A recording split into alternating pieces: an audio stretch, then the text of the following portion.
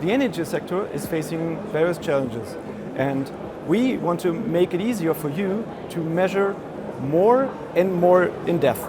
So I would like to show you how we do this.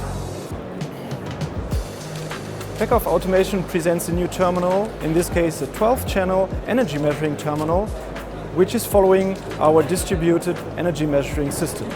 It is capable of measuring just one voltage, or more if you need to, but with this one voltage you can add as many current measurements as you like and get not only currents, you also get energies and obviously even things like harmonics.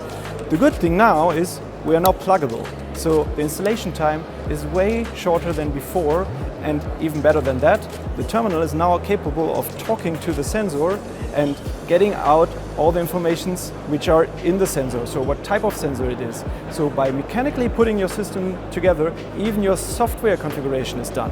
So, and when you measure a lot of data, then you need to analyze it, and that's Christian's job.